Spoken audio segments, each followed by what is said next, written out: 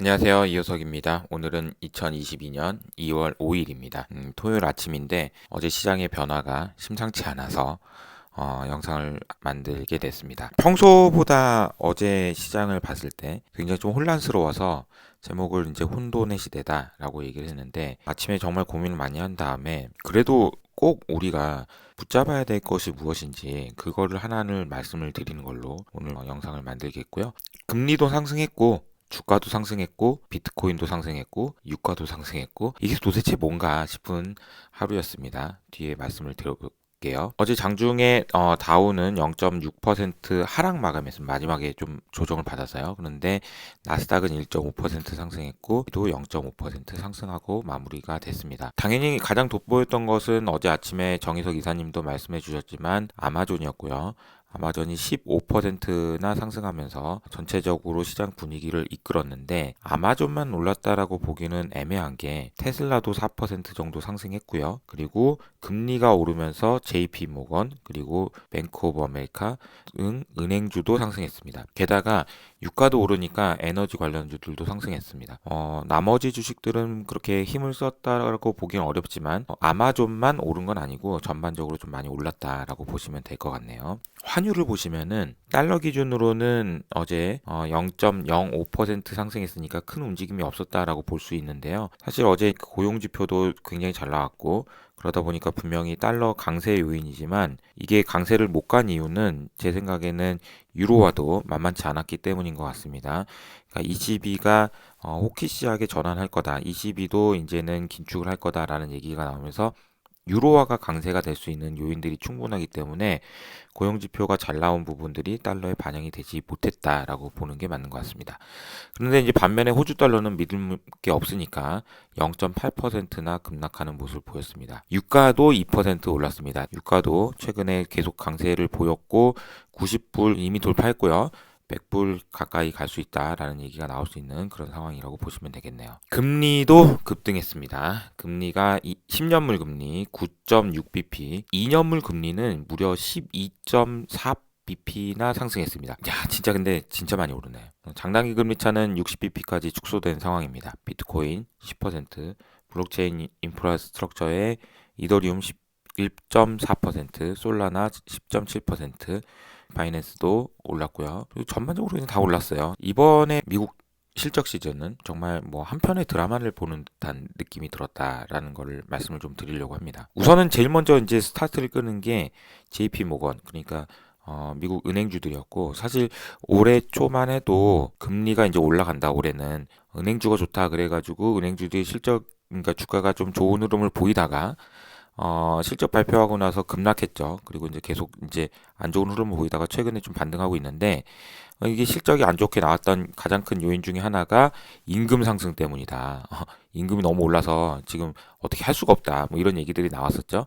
그리고 나서 이제 테슬라가 실적이 나왔는데 테슬라 실적이 나왔는데도 주가가 급락했죠. 여기 이 부분입니다. 11%나 급락하면서 역시 테슬라도 못 해보는구나. 큰일 났다. 이런 생각이 들었는데 다행히 이제 최근에는 좀 이제 진정세를 찾는 모습이에요. 테슬라에 대해서는 뭐 계속 저는 긍정적으로 봅니다. 그리고 애플도 할 말이 많죠. 애플도 이게 보시면 이때가 이제 3조 달러 도달했을 때 드디어 이제 3조 달러짜리 회사가 나왔다라고 했는데 아니나 다를까 주가가 많이 하락하다가 이때가 이제 실적 발표했을 때죠. 실적 발표하고 나서 어려운 나스닥 주식시장을 애플 혼자 하드캐리하면서 이제 올라가는 모습 보였습니다. 그리고 구글도 마찬가지였는데 구글도 굉장히 좀 뭐 올 한해 어쩔 피할 수 없이 주가가 많이 하락하다가 반등 줬고 그리고 이때가 이제 실적 발표 역시 구글 야 구글 같은 회사가 매출이 30% 이상 오르는 게 이게 말이 되냐 이거 사기 아니냐 막 이런 얘기 나오면서 이제 구글이 올랐다가 최근에는 야 그래도 이런 상황에서 지금 너 혼자 신고가면 되겠니 막 이러면서 약간 좀 내려오고 있는 그런 상황이라고 보시면 될 것 같습니다. 이 와중에 지금 페이팔은 주가가 작년 8월부터 계속 안 좋잖아요. 핀테크 회사 대장주인 페이팔이 이러고 있으니까 참 저도 개인적으로 조금 마음이 안 좋네요. 주주는 아니지만. 근데 놀랍게도 이 상황에서 실적 발표한 이후로 주가가 더 빠졌습니다. 와, 그러니까 이게 지금 페이팔은 언제 회복이 되는 걸까요? 굉장히 어려운 상황이 지속되고 있고요. 하이라이트가 또 이제 나오죠. 또 페이스북. 그러니까 잠깐만요. 페이스북이 주가가 지금 보니까 어떤 흐름이냐면 저 보시면 이렇게 되다가 올랐네 라고 생각할 수 있지만 지금 차트가 지금 잠깐만 빠졌는데 여기 있네. 여기 있네. 여기 있어요. 이게 아니 페이스북이 야 이게 진짜 그러니까 이게 말이 되나 싶은 생각이 드는데 여기서 일로 내려오는 동안에 시가총액이 증발한 기준으로 보면 역대 최고였다. 그러니까 20%나 20% 넘게 급락했으니까 페이스북처럼 큰 회사가 20% 이상 급락하는 경우도 드물잖아요. 그래서 그런 기록을 세웠는데 그래서 이제 뭐 매크로도 어려운데 뭐 페이스북까지 이러니까 이제 뭐 난리가 났었죠. 그런데 또 다시 역전 드라마가 써지는 게 이제 아마존이었습니다. 그래서 이제 페이스북 나온 거 보니까 아마존 너도 망했다. 그러면서 이제 주가가 여기 있었는데 이제 이게 차트가 이런 경우 잘 없는데 여기까지 좀 올라온 상황입니다. 그러니까 지금 이게 자세히 보면은 뭐가 먼저야 이럴 수 있는데 여기로 내려갔다가 일로 올라온 거라고 보시면 됩니다. 이게 엄청난 드라마였던 거죠. 스냅도 놀라운 상황인데 주가가 뭐 얘도 좋지 않았죠. 작년 10월 이후로 계속해서 빠지고 무려 뭐 반토막 이상 주가가 많이 빠졌다가 이때 보시면은 야 끝났다 이제 완전 페이스북 보니까 망했네 라고 하다가 어제 56% 상승 실적 그 정도는 아니야 임마 이러면서 이제 올라가는 그런 모습 보였습니다. 이번에 실적 발표 나온 것들을 쭉 점검하면서 마지막 마무리는 어제 이제 정희석 이사님께서 말씀해 주신 그런 내용으로 좀 마무리를 지어보려고 하는데요. 뭐 한편의 드라마였습니다 분명히. 그런데 우리가 알아야 될 부분은 있는 것 같아요. 기억해야 될 부분. 좋은 데이터를 확보할 수 있고 그리고 분석할 수 있는 능력이 있는 회사가 지속 가능한 그런 회사다라는 생각을 하게 만드는 그런 실적 시즌이었던 것 같습니다.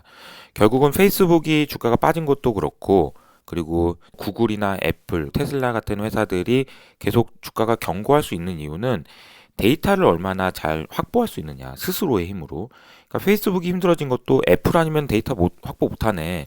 그러면 이제 얘네들 이제 광고 못하네 그런 거거든요. 반면에 이제 애플이나 구글이나 그리고 이제 테슬라 같은 경우에는 자체적으로 데이터를 확보할 수 있는 툴이 있잖아요. 그리고 이제 테슬라를 제가 긍정적으로 보는 이유는 뭐 여러 가지 이유가 있지만 한 가지만 말씀드리면 그런 거예요. 지금 테슬라만큼 자율주행과 관련해서 데이터를 확보할 수 있는 확보한 회사는 없어요. 그리고 분석할 수 있는 능력, 이것도 마찬가지죠. 이길 수가 없다는 겁니다. 이 시대의 경제적 해자는 데이터에 있다라는 걸 꼭 말씀드리고 싶습니다. 이게 너무 중요한 이슈인 것 같아요. 자, 그리고 이제 매크로와 관련된 얘기인데요. 한마디로 표현하면 나 안 해 라고 말하고 싶은 정도의 상황이라고 보시면 될 것 같네요. 왜 그러냐면은 백악관에서 얼마 전에 얘네들이 또 이제 뭐야 왜 경고를 또 하는 거야 얘네들 막 그러면서 오미크론 때문에 고용이 상당히 부진할 수 있다라는 말을 했단 말이에요. 이 누구야 이거 누구?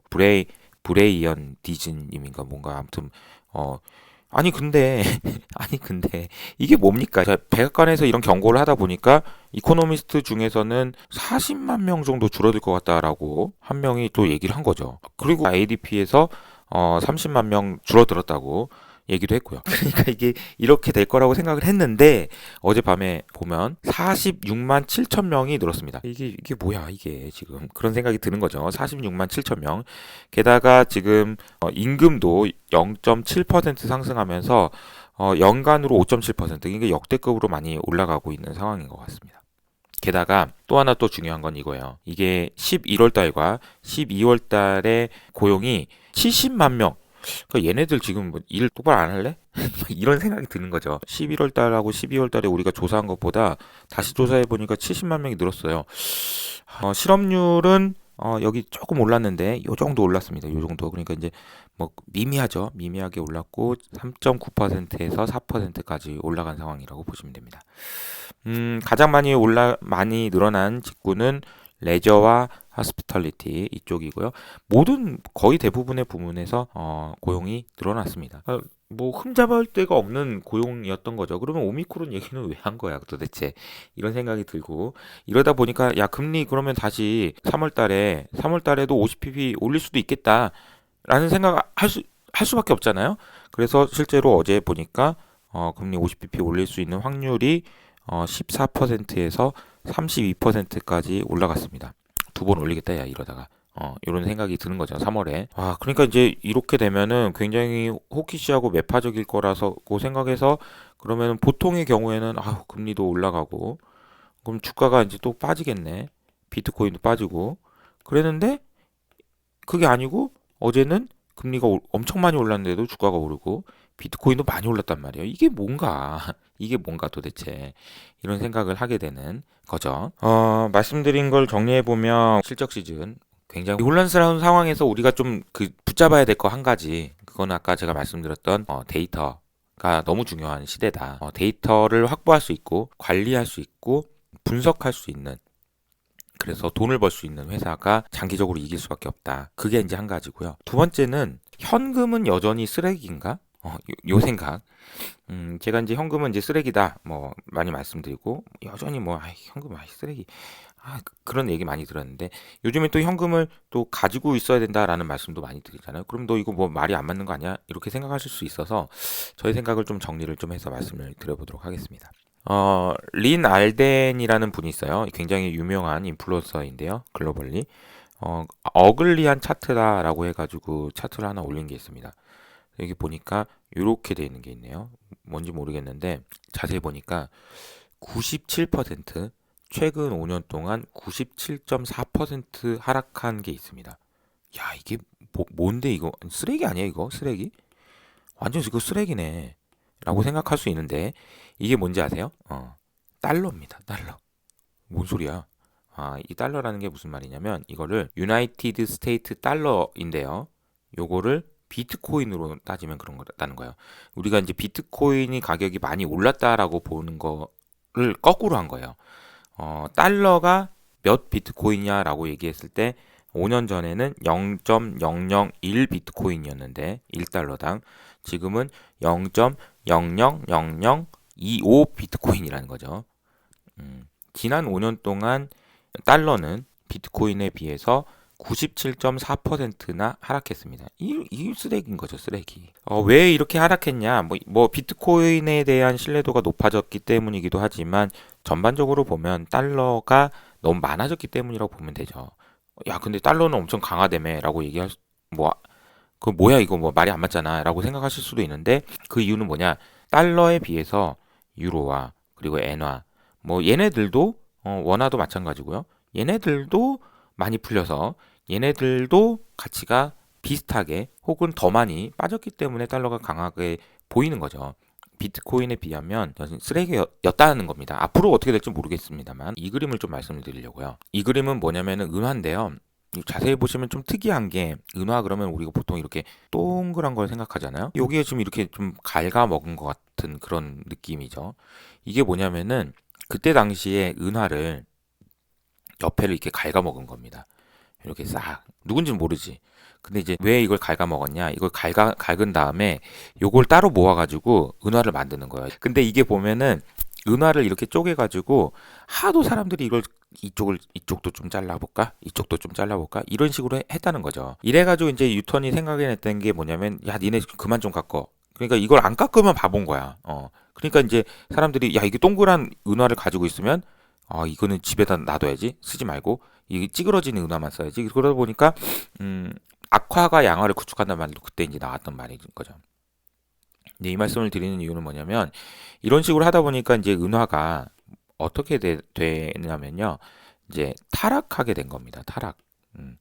그러니까 하락에서 화폐의 가치가 하락하는 것에서 급락하는 것을 넘어서 이제 타락하는 상황까지 이르는 거죠. 이제 크게 보면은 저는 지금 이런 것 같아요. 이제 달러 그리고 화폐의 가치가 긴 틀에서 보면 지금 우리가 이제 보고 있는 사이클은 금리 인상이기 때문에 금리 인상기이기 때문에 이게 현금이 막 엄청나게 가치가 올라갈 것 같고 막 그렇잖아요.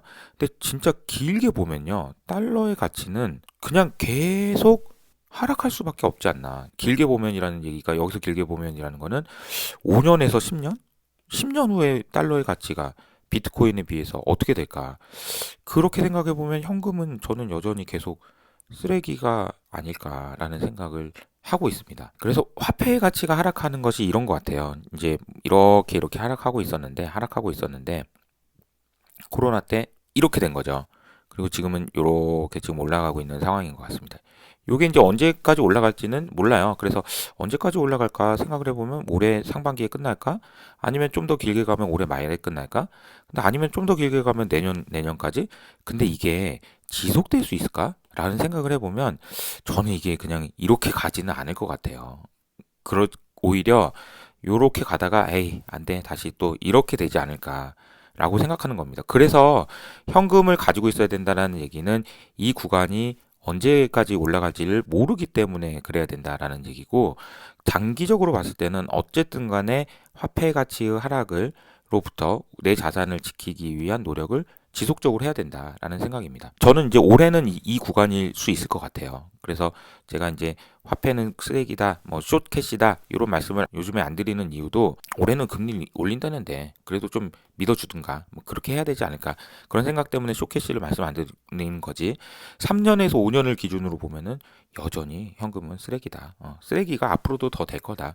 라고 생각하고 있습니다. 이야기를 조금 더 진행해 보면 이렇게 은화를 이렇게 너무 깎으니까 뉴턴이 고안해낸 방식이 이겁니다. 우리가 지금 보면은 동전에 보면 이렇게 톱니가 되어 있잖아요. 톱니처럼 이렇게 이게 톱니가 있었던 이유가 이 뉴턴 때부터 시작된 건데 이 톱니가 이렇게 있으면 사람들이 이걸 깎을 수가 없잖아요. 못 깎게 깎으면 이게 톱니가 없는 거니까 야 톱니 없는 거는 이거는 가짜네라고 생각을 하게 되는 거고, 그런 어쨌든 이런 변화들이 좀 있으면서 화폐 가치가 하락하고 타락하는 걸 막기 위해서 노력을 했던 거죠. 그러니까 지금 생각해 보면 지금 시대에 달러의 가치를 유지하기 위해서 금리도 올리고 달러에 대한 신뢰를 지키고 싶은 거죠.